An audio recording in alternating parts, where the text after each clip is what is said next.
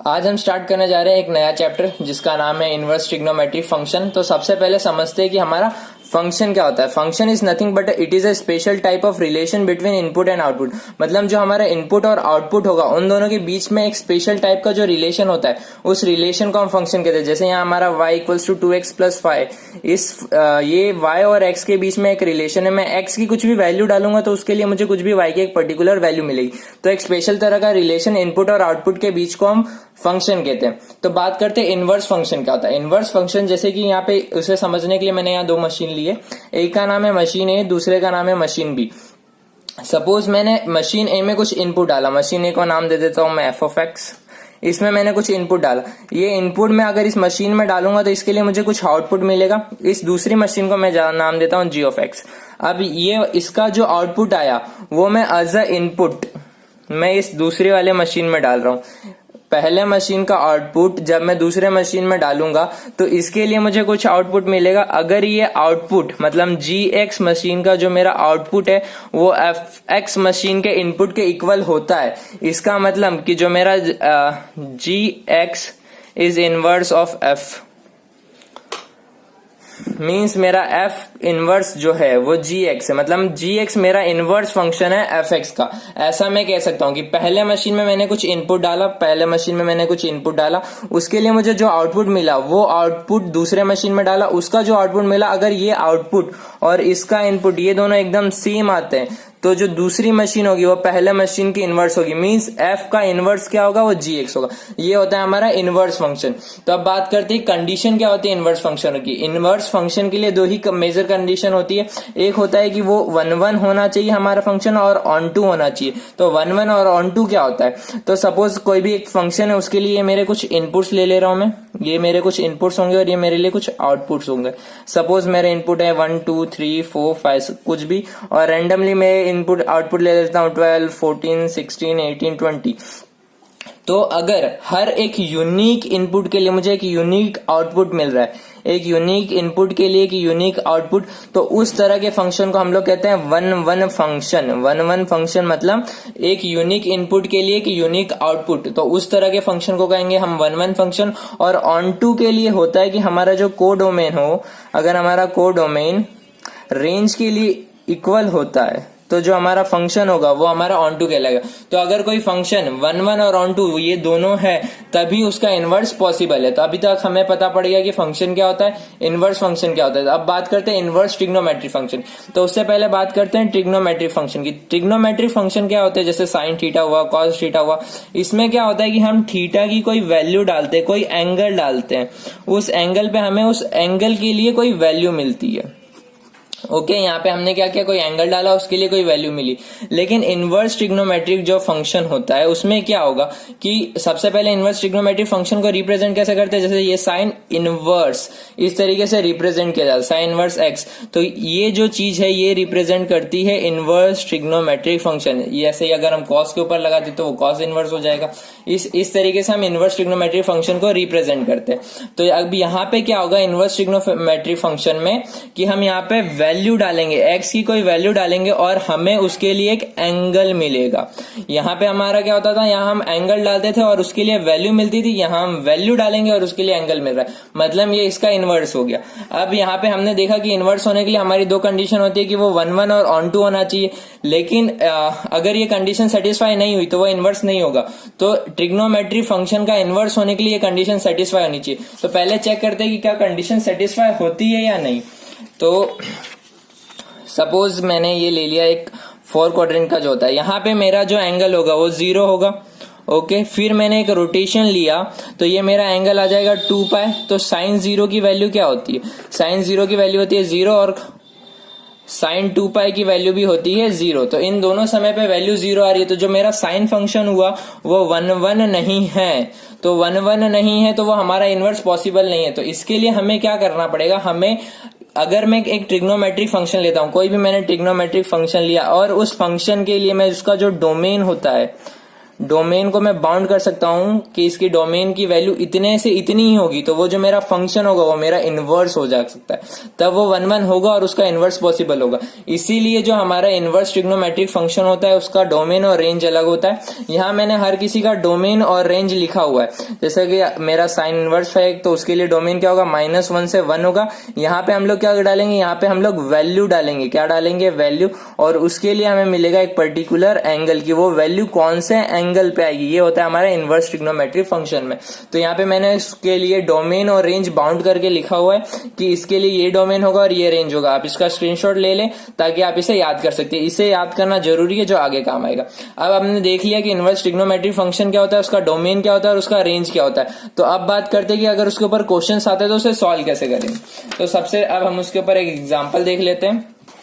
Let us consider an example. हमें question दिया हुआ है कि tan इनवर्स √3 की वैल्यू निकालो। अब ये तो मुझे नहीं आता भाई, tan इनवर्स √3 कैसे निकालते। तो इस केस में हम क्या करेंगे कि यहाँ पे बाहर इनवर्स ट्रिग्नोमेट्री है तो हम अंदर ट्रिग्नोमेट्रिक फंक्शन बनाएंगे। तो बाहर जैसे कि यहाँ पे tan इनवर्स, अब मेरे को √3 ट्रिग्नोमेट्रिक फंक्शन में √3 कब आता है, tan π/3 पे जो हमारी वैल्यू आती है वो √3 आती है। तो मैं √3 को लिखूंगा tan π/3। जब भी ऐसा इनवर्स का होगा तो हम बाहर अगर इनवर्स है तो हम अंदर ट्रिग्नोमेट्रिक फंक्शन बनाएंगे। अब आगे क्या करना है, अब आगे के लिए आपको ये 2 नोट पता होना चाहिए। पहला नोट है कि अगर बाहर इनवर्स ट्रिग्नोमेट्रिक फंक्शन है और अंदर ट्रिग्नोमेट्रिक फंक्शन है तो इस केस में इसकी जो वैल्यू आएगी वो थीटा के इक्वल आएगी। कब, जब थीटा बिलोंग करेगा उसके डोमेन में। यहाँ पे जो साइन थीटा है जो अंदर होता है हमें उसका डोमेन चाहिए, जो अंदर होगा हमें उसका डोमेन चाहिए। जैसे यहाँ पे साइन थीटा अंदर है तो हमें साइन थीटा को चाहिए, इसके डोमेन से हमें फर्क नहीं पड़ता, हमें फर्क पड़ता है इसके डोमेन से, मुझे इसका डोमेन चाहिए। तो मेरा अगर ये जो थीटा होगा, मेरा थीटा, अगर ये थीटा साइन के डोमेन में बिलोंग कर रहा है तो मेरी इसकी वैल्यू थीटा के इक्वल आ जाएगी। अगर ऐसा हुआ कि थीटा इसके डोमेन में बिलोंग नहीं करता है then we use the concept of allied angle and get the angle in domain. तो हम अलाइड एंगल का कॉन्सेप्ट यूज करेंगे और एंगल को डोमेन में लाएंगे, फिर सिंपली हमारे वैल्यू थीटा के इक्वल आ जाएगी। ये हमारा पहला नोट था। अब दूसरा नोट, इसमें क्या था कि इनवर्स ट्रिग्नोमेट्री बाहर था और ट्रिग्नोमेट्री अंदर था। अगर ऐसा हो कि बाहर ट्रिग्नोमेट्री है और अंदर इनवर्स ट्रिग्नोमेट्री तो उसकी वैल्यू डायरेक्ट 1/√2 आएगी। ये हमने जो किया, ये हमने ऐसा सोचा, आंसर करेक्ट है, पर हमने सोचा रियलिटी में क्या हो रहा है। रियलिटी में हो ये रहा है कि यहाँ पे हमारा ये साइन है, साइन इनवर्स। अब मैंने जैसे आपको फर्स्ट नोट में बताया था कि अगर बाहर इनवर्स है तो हमें अंदर ट्रिग्नोमेट्री बनाना पड़ेगा। तो मैं इसे लिखूंगा साइन 1/√2 की वैल्यू कब आती है, तो ये आती है साइन π/4 पे आती है। तो इसकी वैल्यू जो होगी, इसकी वैल्यू क्या आ जाएगी, साइन π/4। साइन π/4 क्या होता है, 1/√2। हो ये रहा है, एक्चुअली में ये चीज हुई तो हमारा आंसर आया 1/√2। और हम डायरेक्ट ये सोच सकते हैं कि बाहर अगर ट्रिग्नोमेट्री है और अगर अंदर इनवर्स ट्रिग्नोमेट्री है तो ये दोनों एक दूसरे से कैंसिल आउट हो जाएगा और हमारी वैल्यू थीटा के इक्वल आ जाएगी। मीन्स हमारा जो भी वैल्यू होगी उसके इक्वल आ जाएगा। हकीकत में होता ये है और सोचते हम ये है। तो ये जो चीज है ये हमें एमसीक्यू में काम आती है। अगर डायरेक्ट ऐसा कोई क्वेश्चन आ रहा है तो हम ये सब नहीं करेंगे, हम डायरेक्ट सोचेंगे कैंसिल आउट हुआ और जो वैल्यू आई वही आएगी। ये साइन के लिए ही नहीं, सारे ट्रिग्नोमेट्री फंक्शंस के लिए वैलिड है। तो वापस से हम हमारे क्वेश्चन पे चलते हैं। अब यहाँ पे क्या हो रहा है कि ये यहाँ पे tan इनवर्स, बाहर इनवर्स ट्रिग्नोमेट्री और अंदर ट्रिग्नोमेट्री है। तो यहाँ पे जो अगर मेरा थीटा है, थीटा π/3, क्या वो बिलोंग करता है tan के डोमेन में? यस, tan का डोमेन होता है -π/2 से प्लस का π/2। तो जो π/3 होता है वो इसके अंदर बिलोंग करता है, तो इसीलिए इसकी वैल्यू क्या आ जाएगी, π/3। ये हो गया हमारा सॉल्व। तो यहाँ पे हमारा ये वाला क्वेश्चन हो गया है सॉल्व। अब दूसरे वाले क्वेश्चन की तरफ चलते हैं। दूसरा क्या है, cot इनवर्स tan 7π/4। तो सबसे पहली चीज क्या देखेंगे, क्या 7π/4 जो है वो tan के डोमेन में बिलोंग करता है। तो tan का डोमेन क्या होता है, tan थीटा का डोमेन होता है ओपन ब्रैकेट ऑफ -π/2 से लेके ओपन ब्रैकेट ऑफ π/2। ठीक है, तो यहाँ पे सबसे पहले मेरे को इसे 7π/4 को इस थीटा के अंदर लाना होगा, tan के डोमेन में लाना होगा। तो उसके लिए हम क्या करेंगे, एलाइड एंगल का कॉन्सेप्ट यूज करें। तो पहले ये समझते हैं, जो ये हमारे 4 क्वाड्रेंट होते हैं, इसमें फर्स्ट वाले क्वाड्रेंट में सारी ट्रिग्नोमेट्रिक वैल्यू जो होती है वो पॉजिटिव होती है। ऑल एस टी सी मतलब यहाँ पे सारी जो भी ट्रिग्नोमेट्री वैल्यू होगी वो पॉजिटिव होगी। यहाँ पे साइन और कॉसेक, ये 2 ही ट्रिग्नोमेट्रिक की वैल्यूज जो होगी वो पॉजिटिव होगी, बाकी सब नेगेटिव होगी। यहाँ पे tan और यहाँ पे cot, यहाँ पे कॉस और सेक, इन चारों क्वाड्रेंट में ये फिक्स होता है कि इस पे इसकी वैल्यू पॉजिटिव होगी, बाकी की नेगेटिव होगी। अगर मैं इस फोर्थ क्वाड्रेंट में साइन और कॉसेक की वैल्यू देखूंगा तो नेगेटिव आएगी, टेन की वैल्यू नेगेटिव आएगी, कॉट की नेगेटिव आएगी। इसमें देखूंगा तो टेन और कॉट को छोड़ के बाकी सारी नेगेटिव आएगी। तो यहाँ पे अब सबसे पहले टेन 7π/4 को मैं कुछ इस तरीके से लिख सकता हूँ, कॉट इनवर्स 10 2π - π/4, ये क्या हो जाएगा 4 2 8, 8 - π, तो 7π/4, 7π/4 को मैं कुछ इस तरीके से लिख सकता हूँ 2π/4। ये 2π माइनस थीटा मतलब हमारा आया फोर्थ क्वाड्रेंट आया, ये होता है हमारा 2π हुआ, 2π माइनस थीटा मतलब फोर्थ क्वाड्रेंट, फोर्थ क्वाड्रेंट में 10 होता है नेगेटिव, तो ये आ जाएगा कॉट इनवर्स माइनस का 10π/4। ओके, हमारी ये चीज आ गई। अब आगे बढ़ते हैं। अब हमें इसको, अब यहाँ पे बाहर क्या है, बाहर इनवर्स है, तो मेरे को अंदर ट्रिग्नोमेट्री बनाना होगा। अंदर ट्रिग्नोमेट्री यहाँ 10 है, तो मुझे इसे कॉट में कन्वर्ट करना पड़ेगा। tan theta equals to cot π/2 minus theta होता है, तो मैं उसी कॉन्सेप्ट से यहाँ पे इसको लिखूंगा माइनस का कॉट π/2 माइनस π/4। ओके, अब इस नेगेटिव को मैं अंदर भेज देता हूं, तो ये हो जाएगा cot inverse cot of π/4 minus का π/2, तो ये चला जाएगा। अब ये π/4 माइनस π/2 क्या कॉट के डोमेन में बिलोंग करता है? यस, कॉट का डोमेन क्या होता है, ओपन ब्रैकेट 0 से π, तो ये इसके बीच में आता है, हाँ आता है। तो इसकी जो वैल्यू हो जाएगी वो क्या हो जाएगी, π/4 माइनस π/2 इक्वल्स टू माइनस का π/4। तो यहाँ हमने ये क्वेश्चन बहुत इजीली सॉल्व कर लिया। बस हमें ये दो नोट्स पता होने चाहिए जो हमें मालूम है, इसकी मदद से हमारा जो क्वेश्चन है वो बहुत इजीली सॉल्व हो जाता है। तो यहाँ पे तो हमने देखा कि जब कॉट है, बाहर इनवर्स है और अंदर ट्रिग्नोमेट्रिक फंक्शन है, तो इस तरीके से सॉल्व करना। अगर हमारा क्वेश्चन कुछ इस तरीके का होता है कि बाहर हमारा ट्रिग्नोमेट्री होता है, अंदर इनवर्स ट्रिग्नोमेट्री होता है और बीच में कुछ कांस्टेंट होता है, तो उस सिचुएशन में हम क्या काम करेंगे? तो इस सिचुएशन में हम लोग क्या काम करेंगे, इस सिचुएशन में हम सिंपली जो हमारा अंदर इनवर्स ट्रिग्नोमेट्री दिया होगा, जैसे कि यहाँ पे हमारा इनवर्स ट्रिग्नोमेट्री tan इनवर्स 4/5, इसको हम लोग थीटा कंसिडर करेंगे। इसको हमने थीटा कंसिडर किया, तो हमारा जो क्वेश्चन हो गया वो क्या बन गया, साइन 2 थीटा। अब इसको सॉल्व करने के लिए आपको कुछ बेसिक फॉर्मूले चाहिए होंगे जो आपको याद रखने की जरूरत है। तो मैंने यहाँ एक छोटी सी लिस्ट बनाई है जिसके अंदर सभी बेसिक फॉर्मूले लिखे हुए हैं। इन बेसिक फॉर्मूले को आपको याद करना होगा और फिर आप ऐसे क्वेश्चन इजीली सॉल्व कर सके। तो यहाँ पे हमारा आ गया साइन 2 थीटा का फॉर्मूला क्या होता है, 2 sin theta cos theta, cos 2 theta का होता है cos square theta minus sin square theta, tan 2 theta का होता है 2 tan theta upon 1 minus tan square theta. अब बात करते हैं sin थीटा और cos theta in terms of tan theta. अगर मुझे sin और cos का फॉर्मूला tan थीटा के फॉर्म में चाहिए, तो sin 2 थीटा को मैं लिख सकता हूँ 2 tan theta upon 1 plus tan square theta, cos 2 theta को लिख सकता हूँ 1 minus tan square theta upon 1 plus tan square theta. अब 3 theta in form of theta, अगर मुझे 3 थीटा को थीटा के फॉर्म में कन्वर्ट करना है तो उसके लिए क्या होगा, तो sin 3 थीटा का होता है 3 sin theta minus 4 sin cube theta, cos 3 theta होता है 4 cos cube theta minus 3 cos theta, tan 3 theta होता है 3 tan theta minus tan cube theta upon में 1 माइनस 3 tan स्क्वायर थीटा। ये सभी बेसिक फॉर्मूले जो आपको याद होने चाहिए, ये कंटिन्यूअसली हमारे यूज में आते हैं। तो अब क्वेश्चन की तरफ देखते हैं, क्वेश्चन में इसका क्या यूज है। अब मेरे पास यहाँ पे क्वेश्चन आ चुका है साइन 2 थीटा। अब मेरे पास ये जो थीटा ये tan के फॉर्म में, इस tan inverse 4/5 equals to theta, तो मैं ऐसे थीटा को लिख सकता हूँ थीटा इक्वल्स टू tan 4/5। यहाँ पे मेरे पास जो थीटा है, ये मेरे पास थीटा जो है वो tan के फॉर्म में, और मेरे को साइन 2 थीटा का tan थीटा के टर्म्स में फॉर्मूला मालूम है, तो मैं सिंपली उसे कन्वर्ट करूंगा। तो मेरा फॉर्मूला होता है 2 tan थीटा अपॉन में 1 प्लस tan स्क्वायर थीटा, ये हमारा फॉर्मूला होता है। तो अब बस मैं उसको वही लिख दूंगा। तो मेरे पास tan थीटा की वैल्यू है, tan थीटा की मेरे पास क्या वैल्यू है, ये सॉरी यहाँ पे आएगा tan थीटा इक्वल्स टू 4/5, ये चीज ऐसी है। तो मेरे पास tan थीटा की वैल्यू क्या है, 4/5 वैल्यू है, तो मैं इसे 4/5 लिखूंगा अपॉन में 1 प्लस 4/5 का होल स्क्वायर। अब बस सिंपली से मुझे सॉल्व कर देना है, तो ये हो जाएगा मेरा 4 2 8/5 अपॉन में 125 प्लस 16/25, ये 5 1 5 5 8 5 40 बाय 6 5 11 हाथ में लगा 1 2 1 3 1 4 बाय 40/41, ये हमारा सिंपली आंसर आ गया। तो इस तरीके का सम जब आता है कि बाहर ट्रिग्नोमेट्री होता है, अंदर इनवर्स होता है और बीच में कुछ कांस्टेंट होता है, तो हमें सिंपली क्या करना है, हमें जो इनवर्स होगा उसे थीटा के फॉर्म में ले लेना है। यहाँ एक और दूसरा एग्जाम्पल देखते हैं। यहाँ पे हमारा cos 3 cos इनवर्स 2/3, ये हमारा क्वेश्चन है। तो यहाँ पे भी सेम है कि बाहर ट्रिग्नोमेट्री है, अंदर इनवर्स और बीच में कुछ कांस्टेंट है। तो यहाँ पे जो हमारा इनवर्स होगा मतलब cos इनवर्स 2/3, इसको हम लोग थीटा लेंगे। तो यहाँ से मेरी cos थीटा की वैल्यू आ गई 2/3। ओके, ये चीज हो गई। अब इसको मैं क्या लिखूंगा, cos, इसको तो मैंने थीटा ले लिया, cos 3 थीटा। अब मेरे पास cos थीटा की वैल्यू है और मेरे को cos 3 थीटा का थीटा के फॉर्म में फॉर्मूला पता है। तो मैं इसको लिख दूंगा, cos 3 थीटा को क्या लिखूंगा मैं, 4 cos cube theta, 4 cos cube theta minus का 3 cos थीटा। हमारा जो फॉर्मूला होता है 3 थीटा का इन टर्म्स ऑफ थीटा, क्योंकि यहाँ पे मेरे पास cos थीटा की वैल्यू है।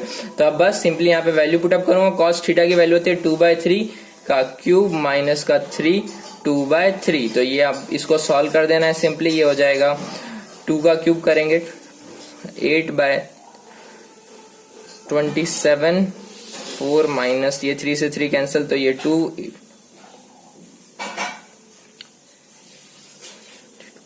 32/27 माइनस का 2, इसको यहां ले लेंगे तो ये हो जाएगा 32 माइनस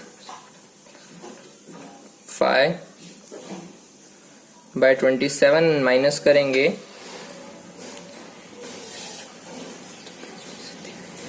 -22/27 और ये हमारा आंसर आ गया। बस सिंपली इसको सॉल्व कर देना और हमारा आंसर आ जाएगा। तो यहाँ हमने देख लिया, इसका भी आंसर आ गया। बहुत सिंपल। अब आगे की तरफ बढ़ते हैं, आगे कुछ और नए कॉन्सेप्ट समझते हैं क्या क्या होता है इनवर्स ट्रिग्नोमेट्री में। तो यहाँ हम आए थोड़ा सा और आगे। अब यहाँ पे क्या हो रहा है, अब यहाँ पे हम लोग सीखेंगे trigonometry function for negative X और inverse trigonometry function for negative X. मतलब नेगेटिव एक्स के लिए ट्रिग्नोमेट्री फंक्शंस की क्या वैल्यू होती है और इनवर्स ट्रिग्नोमेट्री की क्या वैल्यू होती है। तो पहले ट्रिग्नोमेट्री देखते हैं। ट्रिग्नोमेट्री में क्या होता है कि साइन ऑफ माइनस एक्स होता है माइनस का sine x, cos of minus x होता है cos x, tan of minus x होता है माइनस का tan x, cot of minus x होता है माइनस का cot x, sec of minus x होता है सेक एक्स और कॉसेक ऑफ माइनस एक्स होता है माइनस का कॉसेक एक्स। तो यहाँ पे मैं ऐसा कह सकता हूं कि मेरा जो कॉस और सेक है, हम इसे याद इस तरीके से रखेंगे कि मेरा कॉस और सेक ये दोनों माइनस को खा जाते हैं, ये दोनों माइनस को खा जाते हैं। तो ये दोनों में पॉजिटिव आता है, बाकी सब में नेगेटिव आता है। ये ट्रिग्नोमेट्री फंक्शन के लिए। अब बात करते हैं इनवर्स के लिए। तो इनवर्स के लिए क्या होता है, sine inverse of minus X minus का sine inverse X, cos inverse of minus X हो जाएगा pi minus cos inverse X. ये ध्यान देने वाली बात है कि ये हो जाएगा pi minus cos inverse X. Tan inverse of minus x होता है माइनस का tan inverse X, cot inverse of minus x होता है pi minus cot inverse X, sec inverse of minus x होता है pi minus sec inverse X और cosec inverse of minus x होता है माइनस का कॉसेक इनवर्स एक्स। तो ये हमारा जो साइन, टेन और कॉसेक, इन तीनों में सिंपली नेगेटिव बाहर आ जाता है। इन तीनों में इनवर्स में क्या होता है कि नेगेटिव सिंपली बाहर आ जाता है, लेकिन जो बचे कॉसेक, सेक, कॉसेक, सेक और कॉट, इन तीनों में पाई के साथ बाहर आता है। तो ये हमारा कॉन्सेप्ट होगा नेगेटिव एक्स के लिए, inverse function for minus of x. तो अब इसको ऊपर क्वेश्चंस देखते हैं, क्वेश्चंस को थोड़ा सॉल्व करते हैं कि इसके ऊपर क्वेश्चन आएगा तो उसे हमें किस तरीके से सॉल्व करना है। तो यहाँ पे मेरा क्वेश्चन है साइन इनवर्स ऑफ -1/2। तो साइन इनवर्स ऑफ माइनस का एक्स है, तो sign inverse of minus x में क्या होता है, माइनस बाहर आ जाता है। तो मैं सिंपली से लिखूंगा minus of sine inverse 1/2। Okay, अब वापस से आ गया कॉन्सेप्ट कि भैया यहाँ पे इनवर्स ट्रिग्नोमेट्री और अंदर कुछ फंक्शन है। तो इसको मैं क्या करूंगा, इसको मैं इसके फॉर्म में ट्रिग्नोमेट्री में कन्वर्ट करूंगा। तो माइनस का ये हो जाएगा साइन इनवर्स 1/2 को मैं लिखूंगा साइन π/4, साइन π/4 लिखूंगा, सॉरी यहाँ आएगा π/6 लिखूंगा मैं इसे। तो ये मेरा हो जाएगा माइनस का, अब π/6 जो होता है वो साइन थीटा के डोमेन में बिलोंग करता है, तो ये इसकी वैल्यू आ जाएगी माइनस का π/6। ये सिंपली हमारा आंसर आ गया। ओके, अब देखते हैं दूसरा क्वेश्चन। ये क्या होता है, कॉट इनवर्स ऑफ -1। अब इसको कैसे सॉल्व करेंगे, तो यहाँ पे cot inverse of minus x है, तो माइनस एक्स क्या होता है, पाई माइनस हो जाता है, तो इसे लिखूंगा मैं pi minus cot inverse of 1। Okay, तो अब ये पाई माइनस, अब वापस यहाँ पे इनवर्स ट्रिग्नोमेट्री और अंदर कुछ वैल्यू है तो इसको मैं ट्रिग्नोमेट्री में कन्वर्ट करूंगा। तो ये हो जाएगा cot inverse cot π/4।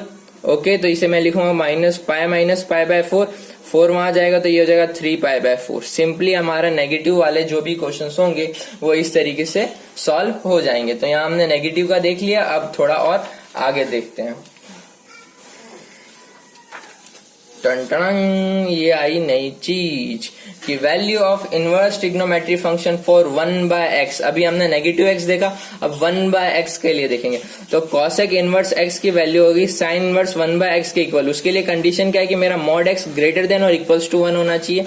Sec inverse of x होता है कॉसेक इनवर्स 1/x, उसके लिए भी कंडीशन ये है कि मेरा मॉड x की value greater than equals to 1 होनी चाहिए। अब यहाँ पे कॉट इनवर्स x में थोड़ा सा लोचा है, क्या है कि cot inverse x equals to tan inverse 1/x। ये कब होगा? जब x की वैल्यू ग्रेटर देन 0 होगी। मीन्स मेरा जो x है अगर वो ग्रेटर देन 0 है तो कॉट इनवर्स x को मैं टेन इनवर्स 1/x में कन्वर्ट करूंगा। लेकिन अगर मेरा x की वैल्यू लेस देन 0 है तो मेरा cot inverse x tan inverse 1/x plus pi में चेंज होगा। ये हमारा 1/x का फंडा है जो हमें याद रखना है, जो आगे सम्स में काम आने वाला है। अब यहाँ बात करते हैं ट्रिग्नोमेट्रिक फंक्शंस की। भैया हमें कोई आइडेंटिटी याद हो ना हो, पर ये तो इतनी अच्छे से याद है कि sine square theta plus cos square theta equals to 1 होता है। ये तो हमें अच्छे से याद है। तो वैसे इनवर्स ट्रिग्नोमेट्री के लिए भी फंडे हैं, तो उनको भी याद करना है। तो पहले ट्रिग्नोमेट्री देखते हैं। तो ट्रिग्नोमेट्री में क्या होता है? Sine square theta plus cos square theta equals to 1, sec square theta minus tan square theta equals to 1, cosec square theta minus cot square theta equals to 1। ये हमारी ट्रिग्नोमेट्री है, इसमें 1 1 1 आता है। ठीक है, अब इनवर्स में चलते हैं। तो इनवर्स में क्या होगा कि इनवर्स में हमारा एंगल आता है, इसलिए हमारा sine inverse X plus cos inverse X की वैल्यू आएगी π/2, sec inverse X plus cosec inverse X की वैल्यू आएगी π/2, tan inverse X plus cot inverse X equals की वैल्यू आएगी π/2। तो यहाँ पे हर जगह 1 1 आता था, यहाँ π/2 आएगा। तो यहाँ पे प्लस माइनस माइनस, यहाँ प्लस प्लस प्लस है। अब देखो इसको याद रखने के लिए तुम दो एंजोयमी से याद रख सकते हो कि कुछ इस तरीके का एंजोयमी sine cos tan cot sec cosec. तो इसमें क्या होता है, इन दोनों में प्लस आएगा, इन दोनों में माइनस और इन दोनों में माइनस। कुछ इस तरीके का फेस याद रखो तो तुम्हें ये वैल्यू याद हो जाएगी। इसमें 1 आता है, इसमें कुछ इस तरीके का फेस याद रखो। इसमें तो और आसान है कि सब में प्लस प्लस आता है, तो इसकी वैल्यू आती है π/2। तो यहाँ पे हमारा ये बहुत ही सिंपल सा फॉर्मूला जो हो चुका है हमें याद। तो अब हम बढ़ेंगे आगे। तो अब देखते हैं एक दूसरा। ओके भैया, आधे से ज्यादा सम्स इसी कॉन्सेप्ट के ऊपर आते हैं। ये आधे से ज्यादा सम्स इसी पे बेस करते हैं कि ये चीज आ गई तो भैया इनवर्स ट्रिग्नोमेट्री आ गया। तो अब बढ़ते हैं आगे। आगे क्या है? Addition and subtraction formula. Addition और सब्ट्रैक्शन फॉर्मूला इनवर्स ट्रिग्नोमेट्री के अंदर। तो ये किस चीज के लिए वैलिड है कि x ग्रेटर देन 0 होना चाहिए, y भी ग्रेटर देन 0 होना चाहिए, तभी ये चीज वैलिड है। अगर ये नेगेटिव में जाता है तो ये चीज वैलिड ही नहीं रहेगी। तो मेन चीज ये हमें पता होनी चाहिए। इसके बाद अब आगे बढ़ते हैं। आगे क्या है कि tan inverse x plus tan inverse y की वैल्यू क्या होगी? tan inverse x plus y upon में 1 माइनस xy। अगर tan inverse x plus tan inverse y equals to tan inverse x plus y upon में 1 minus xy, वो कब होगा? जब xy जो होगा, मतलब मेरा जो x होगा और y होगा, इन दोनों को मैं मल्टीप्लाई करूंगा और इसकी वैल्यू लेस देन 1 आएगी। उस सिचुएशन में मेरा ये वाला फॉर्मूला यूज होने वाला है। tan inverse x plus tan inverse y equals to pi plus tan inverse x plus y upon में 1 माइनस xy। ये कब होगा? जब मेरा xy को मैं मल्टीप्लाई करूंगा। मीन्स मेरा यहाँ पे जो x होगा और यहाँ पे मेरा जो y होगा, इन दोनों का जब मैं मल्टीप्लीकेशन करूंगा उसकी वैल्यू ग्रेटर देन 1 आएगी, 1 से बड़ी आएगी। तो उस सिचुएशन में मेरा ये वाला फॉर्मूला एप्लीकेबल होने वाला है। अगर tan inverse x plus tan inverse y की वैल्यू π/2 आएगी कब? जब x y का मल्टीप्लाई करने पे 1। अगर ये तीनों कंडीशन के हिसाब से ही हमें ये तीन फॉर्मूले याद रखने, ये तीन कंडीशन के बेसिस पे ही हम ये फॉर्मूले यूज करेंगे। तो मेन कंडीशन है, उसके ऊपर ये फॉर्मूला। ओके, लेकिन अगर नेगेटिव आता है, यहाँ पे तो हमने पॉजिटिव का पॉजिटिव पढ़ लिया, लेकिन अगर नेगेटिव आता है तो नेगेटिव के केस में क्या करेंगे? सिंपली फॉर्मूला वही रहने वाला है, जहां प्लस था वहां माइनस हो जाएगा, जहां माइनस था वहां प्लस हो जाएगा। और इसके लिए कोई कंडीशन नहीं है, बस ये है कि x ग्रेटर देन 0 होना चाहिए और y ग्रेटर देन 0 होना चाहिए। तो ये हो जाएगा tan inverse x minus tan inverse y का फॉर्मूला होता है tan inverse x minus y upon में 1 प्लस xy। तो ये हमारे फॉर्मूले हमें याद हो गए। ये सारे फॉर्मूले हमें बेसिकली याद रखने, जो कि बहुत जरूरी है। अब देखते हैं इसके ऊपर सम। तो सम क्या है? Cot inverse 1/2 plus cot inverse 1/3 की हमें वैल्यू निकालनी।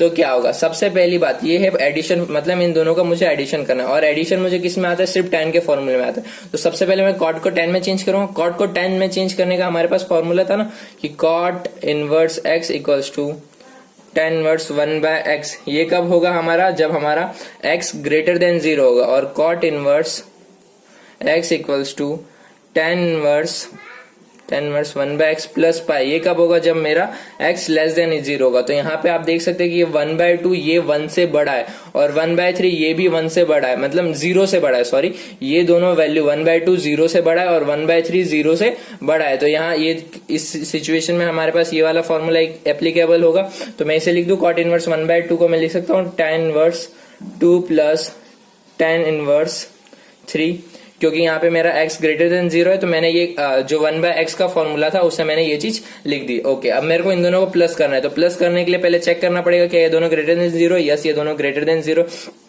अब x y को पहले मैं मल्टीप्लाई करूंगा कंडीशन चेक करने के लिए। तो ये क्या हो जाएगा? 2 इंटू 3, 3 2 6, ये मेरा ग्रेटर देन 1 है। ये ग्रेटर देन 1 है, तो ग्रेटर देन 1 के लिए हमारे पास ये वाला फॉर्मूला है। फॉर्मूला आ जाएगा पाई प्लस tan इनवर्स, इसे क्या लिखूंगा मैं? 2 प्लस 3 अपॉन में 1 माइनस 6। ओके, ये हो जाएगा पाई plus tan inverse 3 plus 2 5 bye minus का 5, ये हो जाएगा पाई प्लस tan इनवर्स माइनस का 1। अब यहाँ पे क्या आ रहा है? नेगेटिव ऑफ x आ रहा है, tan inverse of negative f। tan inverse of negative x में क्या होता है? 10 में सिंपली माइनस बाहर आ जाता है। तो इसे मैं लिख दूंगा पाई माइनस का tan इनवर्स 1। अब यहाँ पे क्या हुआ? अंदर बाहर इनवर्स ट्रिग्नोमेट्री अंदर वैल्यू है, तो इसको मैं क्या करूंगा? इसे ट्रिग्नोमेट्री में मैं चेंज करूंगा। तो ट्रिग्नोमेट्री में चेंज करूंगा तो ये हो जाएगा tan इनवर्स 10 का पाई बाय 4। ओके, अब ये दोनों कैंसिल, क्योंकि पाई बाय 4 जो होता है ये 10 के डोमेन में बिलोंग करता है। 10 का डोमेन होता है open bracket of minus pi by 2 से ओपन ब्रैकेट ऑफ प्लस का पाई बाय 2। तो ये हो जाएगा पाई माइनस का पाई बाय 4, तो ये हो जाएगा 3 पाई बाय 4। तो ये सिंपली हमने इसको भी सॉल्व कर लिया। तो हमारा अगर प्लस का दो इनवर्स ट्रिग्नोमेट्री क्वेश्चन प्लस में आता है तो हमें सबसे पहले क्या करना है कि उसे 10 में कन्वर्ट करना है। हमारा फर्स्ट स्टेप होगा कि उसे 10 में कन्वर्ट करना है। वो हम इस तरीके से इसे 10 में कन्वर्ट करेंगे और उसके बाद बस x y का मल्टीप्लाई करेंगे। हमने x और y का मल्टीप्लाई किया, हमारी जो वैल्यू आई उसके हिसाब से हम कंडीशन चेक करेंगे। कंडीशन के हिसाब से जो भी कंडीशन सुटेबल होगी वो कंडीशन का फॉर्मूला डालेंगे और सॉल्व करेंगे और हमारा वैल्यू आ जाएगा। पर यहाँ पे तो हमने देखा कॉट को 10 में, अगर मान लो साइन है कॉस है तब हम क्या करेंगे? उसके लिए भी हमारे पास एक अच्छा सा फंडा है कि ये देखो अब क्या आया कि यहाँ पे हमारे पास क्वेश्चन आया है कि sine inverse 3/5 plus cos inverse 15/17 plus sine inverse 36/85 equals to pi by 2, prove it. अगर ये प्रूव इट मीन्स मजे वाली बात, क्योंकि हमें मालूम है कि आंसर यही लाना है। ये तो फिक्स है कि आंसर यही लाना है, तो हमें अभी पता पड़ जाएगा कि हमारा आंसर राइट है या रॉन्ग। तो हमें अभी यही लाना है। तो सबसे पहले यहाँ पे मेन चीज क्या है कि अब इन सबको प्लस करना है, लेकिन प्लस में हमें सिर्फ 10 का फॉर्मूला पता है, तो हम इसे सबको 10 में कन्वर्ट करना पड़ेगा। तो इसके लिए अब आपको अलग अलग फॉर्मूले याद रखने पड़ते हैं, तो उसे याद रखने की जरूरत नहीं है। हम सिंपली इसे सॉल्व कर सकते हैं एक छोटी सी ट्रिक से। ट्रिक क्या होगी कि हम यहाँ पे जो हमारा साइन इनवर्स 3/5 को हम लोग थीटा कंसिडर करेंगे। साइन इनवर्स 3/5 को थीटा कंसिडर करेंगे तो यहाँ से मेरी जो साइन थीटा होगा, साइन थीटा की वैल्यू आ गई 3/5। अब मैं इसे एक राइट एंगल ट्राइंगल में कन्वर्ट करूंगा। जैसे कि अभी हमने 10 में हर किसी ने ये कॉन्सेप्ट सीखा था कि राइट एंगल ट्राइंगल से किसी भी ट्रिग्नोमेट्री की वैल्यू कैसे निकालते हैं। तो मेरे याद करने का तरीका था OAO HHA, जहां पे O रिप्रेजेंट करता है अपोजिट को, अपोजिट, A एडजेसेंट को, H हाइपोटेनियस को। ओके, तो यहाँ पे ये होता है हमारा साइन, कॉस, टेन, कॉट, सेक और कॉसेक। तो यहाँ पे मेरे पास साइन थीटा की वैल्यू गिवन है 3/5, तो ये यहाँ पे मैंने इसको ले लिया थीटा। साइन थीटा क्या होता है मेरा? Opposite upon hypotenuse. ये थीटा के सामने वाला अपोजिट, तो ये 3 और ये हाइपोटेनियस 5। अब ये एक राइट एंगल ट्राइंगल है तो मैं पाइथागोरस थ्योरम लगा सकता हूँ। अकॉर्डिंग टू पाइथागोरस 5 का square equals to x square plus 3 का square means 25 equals to x square plus 9, तो ये हो जाएगा 16 इक्वल्स टू एक्स स्क्वायर। तो एक्स की वैल्यू आ गई 4, मतलब ये मेरा आ गया 4, ये मेरा 4 आ गया। अब मैं क्या करूंगा कि इससे देखो हमारे पास जो भी प्लस करना है, इधर हमें प्लस में वैल्यू निकालनी है और सब इनवर्स है, तो हमें प्लस करने के लिए हमें सिर्फ tan थीटा के फॉर्मूला मालूम है, तो इसको मैं tan थीटा में कन्वर्ट करूंगा। तो मेरे पास tan थीटा क्या होता है? Opposite upon adjacent. तो यहाँ से मेरे पास जो tan थीटा होगा, tan थीटा होता है अपोजिट अपॉन एडजेसेंट, तो ये मेरा अपोजिट और ये मेरा एडजेसेंट थीटा के अकॉर्डिंग, तो ये हो जाएगा मेरा 3/4। ओके, तो यहाँ से मेरी थीटा की वैल्यू हो गई tan इनवर्स 3/4। देखो अभी हमने यहाँ स्टार्टिंग पे क्या किया था, हमने इस चीज को थीटा लिया था और घूम फिर के हमने थीटा की वैल्यू 10 में निकाल दी। तो सिंपली ऐसा कभी भी अगर कोई भी ट्रिग्नोमेट्री वैल्यू आती, चाहे साइन हुआ, कॉस हुआ, tan हुआ या कॉट सेक कोसेक कोई भी हुआ, तो उसे हमें क्या करना है, सिंपली हमें थीटा लेना है, राइट एंगल ट्राइंगल में डालना है, वहां से हमें पाइथागोरस निकालना है, उससे इसकी वैल्यू निकल जाएगी जो एक साइड अननोन होगी, उससे फिर हमें tan थीटा की वैल्यू निकालना है, फिर उसे थीटा में कन्वर्ट कर देना है। तो ये वैल्यू थीटा की थी, साइन इस चीज को मैंने थीटा माना था, इस चीज को मैंने थीटा माना था, तो अब मैं थीटा ही की वैल्यू ये आ रही है तो मैं इसकी प्लेस पे ये लिख सकता हूँ, तो ये मेरा आ जाएगा tan इनवर्स 3/4। सिंपली अब हम क्या करेंगे, वैसे इसको और इसको भी पाइथागोरस के थ्रू कन्वर्ट करेंगे, तो इसको जब कन्वर्ट करेंगे तो ये आ जाएगा हमारा tan इनवर्स 8/15 प्लस ये आ जाएगा हमारा tan इनवर्स 36/77। अब यहाँ पे मेरी हर एक चीज जो है वो tan के अंदर कन्वर्ट हो गई। अब सब कुछ tan के अंदर कन्वर्ट हो गया, तो अब मैं फॉर्मूला लगाऊंगा तो पहले मेरे को XY को चेक करना पड़ेगा, तो पहले XY को चेक करते हैं। तो क्या हो जाएगा 3/4 इंटू 8/15, तो ये मेरा आएगा 24/16। और ये जो वैल्यू होगी ये मेरी लेस देन 1 आने वाली है। लेस देन 1 के लिए फॉर्मूला क्या होता है, फॉर्मूला होता है tan inverse x plus y upon में 1 माइनस XY, ये हमारा फॉर्मूला होता है। प्लस ये एज इट इज, ये चीज को हम एज इट इज रखते हैं, ये आ जाएगा tan इनवर्स 36/77। यहाँ पे वैल्यूज डालते हैं, ये हो जाएगा tan इनवर्स 3/4 प्लस 8/15 अपॉन में 1 माइनस XY हमारा आया था 24/60। ओके, ये चीज एज इट इज। तो इसको और सॉल्व करेंगे तो ये हो जाएगा tan इनवर्स, ये जाएगा 45 प्लस 28 मीन्स 45 प्लस 28/60 अपॉन में 60 माइनस 24/60। ओके, तो ये 60 कैंसिल हो जाएगा, ये एज इट इज यहाँ पे आ रहा है, तो ये हो जाएगा 45 प्लस 28 माइनस 60/24, तो ये आएगा हमारा tan इनवर्स, इसको प्लस करने पे आ जाएगा 77 और इसे माइनस करें तो आएगा 36 प्लस। अब ये चीज एज इट इज यहाँ आ रहा था तो इसे मैं लिख दूंगा tan इनवर्स 36/77। अब 2 आ गए वापस से।